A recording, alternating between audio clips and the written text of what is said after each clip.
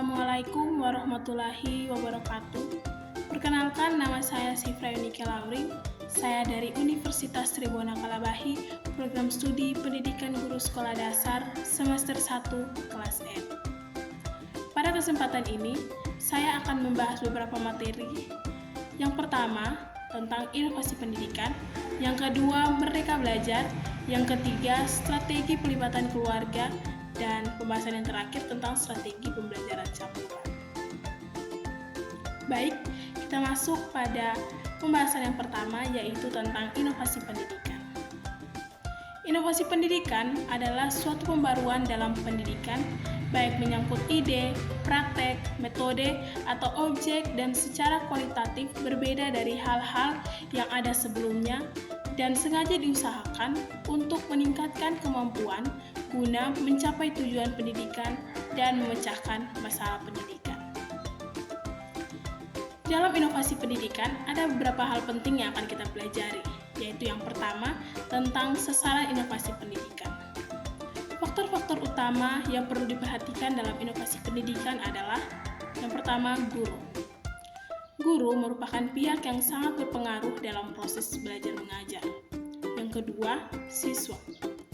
Siswa adalah objek utama dalam pendidikan, terutama dalam proses belajar mengajar. Yang ketiga, kurikulum. Kurikulum ini merupakan seperangkat rencana dalam pembelajaran. Yang keempat, fasilitas. Fasilitas ini bisa termasuk sarana dan prasarana pendidikan yang dimana sangat membantu dalam proses belajar mengajar. Dan yang kelima, ruang lingkup masyarakat. Keterlibatan masyarakat dalam inovasi pendidikan akan sangat membantu inovator dan pelaksanaan inovasi dalam melaksanakan inovasi pendidikan. Yang ketiga, ada ciri-ciri inovasi pendidikan. Ciri-ciri inovasi pendidikan yang pertama, masyarakat atau orang tua mulai sibuk dengan peran keluar, sehingga tugas pendidikan anak sebagian digeser dari orang tua pindah ke guru atau dari rumah ke sekolah. Yang kedua, terjadi adopsi kata yang ditulis ke instruksi lisan. Yang ketiga, adanya penemuan alat untuk keperluan pencetakan yang mengakibatkan ketersediaan buku menjadi lebih luas. Yang keempat, adanya alat elektronika yang bermacam-macam seperti radio, telepon, TV, komputer, dan sebagainya. Yang keempat, ada prinsip inovasi pendidikan. Ada beberapa prinsip inovasi, yaitu yang pertama, inovasi memerlukan analisis berbagai kesempatan dan kemungkinan yang terbuka. Yang kedua, inovasi sifatnya konseptual dan perseptual. Yang ketiga, inovasi harus dimulai dengan yang kecil. Yang keempat, inovasi diarahkan kepada kepemimpinan atau kepelaporan. Yang kelima, dampak inovasi pendidikan. Dampak inovasi pendidikan dapat terjadi di yang pertama di bidang teknologi dan komunikasi. Yang kedua, dapat terjadi di bidang informasi dan komunikasi. Dan yang ketiga, pada bidang sosial dan budaya. Kita masuk dalam pembahasan yang kedua, yaitu tentang Merdeka Belajar. Merdeka di dalam Kamus Besar Bahasa Indonesia dapat diartikan sebagai bebas dari penghambaan, penjajahan, atau dapat dimaknai dengan berdiri sendiri. Sedangkan belajar, menurut pakar pendidikan, merupakan sebuah usaha yang diupayakan untuk perubahan setiap individu untuk memperoleh perubahan secara keseluruhan yang didapatkan dari proses pengalaman serta respon dari interaksi terhadap lingkungan kepada setiap individu. Hingga dapat disimpulkan bahwa Merdeka Belajar merupakan kebebasan di dalam menentukan cara berperilaku, berproses, berpikir, berlaku kreatif, guna mengembangkan diri setiap individu dengan menentukan nasib dirinya sendiri.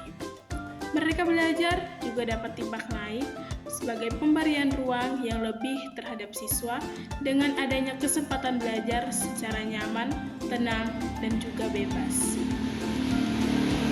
Ada 4 program dalam Merdeka Belajar, yaitu yang pertama ada USBN atau Ujian Sekolah Berstandar Nasional. USBN merupakan ujian yang dilakukan untuk menilai kompetensi siswa dan siswi dalam bentuk tes tulis atau bentuk penilaian lain yang lebih komprehensif, misalnya portofolio dan penugasan. Yang kedua, UN atau ujian nasional. Penyelenggaraan UN akan diubah menjadi asesmen kompetensi minimum dan survei karakter yang terdiri dari kemampuan bernalar menggunakan bahasa, kemampuan bernalar menggunakan matematika, dan penguatan pendidikan karakter. Pelaksanaan ujian ini dilakukan di tengah jenjang sekolah sehingga dapat mendorong guru dan sekolah untuk memperbaiki mutu pembelajaran. Yang ketiga, ada RPP atau Rencana Pelaksanaan Pembelajaran. Format penyusunan APBN di mana para guru secara bebas dapat memilih, membuat, menggunakan, dan mengembangkan format RPP. Yang ketiga, komponen inter terdiri dari tujuan pembelajaran, kegiatan pembelajaran, dan asesmen. Yang keempat, PPDB atau Peraturan Penerimaan Peserta Didik Baru dengan Sistem Zonasi. Penerimaan PPDB sistem zonasi bertujuan untuk mengakomodasi ketimpangan akses dan kualitas di berbagai daerah. Kita masuk pada pembahasan yang ketiga, yaitu strategi pelibatan keluarga. Pada tahun-tahun awal pendidikan anak, dianggap penting untuk dapat membangun hubungan antara sekolah dan juga keluarga. Kolaborasi yang kuat antara sekolah dan keluarga pada tahap awal pendidikan memberikan dasar yang baik bagi pengembangan pendidikan anak. Siswa dan gurunya hanya dapat bertemu 6 jam per hari, dan sisanya dihabiskan bersama orang tua di lingkungan keluarga, sehingga dukungan keluarga sangat berdampak bagi keberhasilan anak. Contohnya, pada saat COVID-19 mewabah di seluruh dunia dan diberlakukan kebijakan jaga jarak yang kemudian menjadi dasar pelaksanaan belajar dari rumah, yang dimana menuntut agar keterlibatan orang tua dan dalam satuan pendidikan secara lebih, sehingga dibutuhkan strategi-strategi pelibatan keluarga dalam pembelajaran jarak jauh. Strategi-strategi dalam pembelajaran jarak jauh yaitu yang pertama, penyediaan akses bagi orang tua dan juga bagi keluarga. Yang kedua, berkunjung ke rumah siswa. Yang ketiga, penyediaan pusat layanan komprehensif. Dan yang keempat, strategi generasi silang. Baik, kita masuk pada pembahasan terakhir kita, yaitu pembahasan keempat tentang strategi pembelajaran campuran. Pembelajaran campuran adalah sebuah kemudahan pembelajaran yang menggabungkan beberapa cara penyampaian, model pengajaran, dan gaya pembelajaran. Memperkenalkan berbagai media dialog antara fasilitator dan orang yang mendapat pengajaran. Pembelajaran campuran melibatkan kelas atau tatap muka dan belajar online. Di dalam pembelajaran campuran, kita juga belajar tentang strategi pembelajaran di era new normal. Pandemi COVID-19 menjadikan sistem pembelajaran harus mencari bentuk inovasi untuk proses kegiatan belajar mengajar secara efektif, sehingga digunakan metode pembelajaran yang bisa digunakan pendidik di era new normal. Metode tersebut diantaranya yaitu yang pertama, pembelajaran dalam kelompok kecil. Pembelajaran dalam kelompok kecil merupakan usaha untuk meningkatkan peran anak didik secara mandiri dalam melakukan proses pembelajaran, yaitu dengan mengurangi peranan peserta didik dalam proses interaksi edukatif. Yang kedua, pembelajaran secara home visit. Pembelajaran secara home visit, strategi pembelajaran ini adalah pendidik mengunjungi anak didik di rumah dalam waktu tertentu. Adanya home visit ini berguna bagi anak didik dalam proses pembelajaran. Yang ketiga, pembelajaran secara project based. Pembelajaran secara project based merupakan pembelajaran yang berpusat pada guru yang dapat mengurangi tanggung jawab anak didik pada proses belajar. Yang keempat, pembelajaran secara online.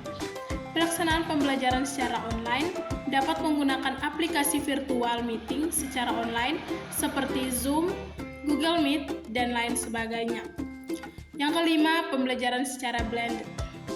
Pembelajaran secara blended yaitu percampuran atau komunikasi pembelajaran antara tatap muka secara langsung dan online secara harmonis dan ideal.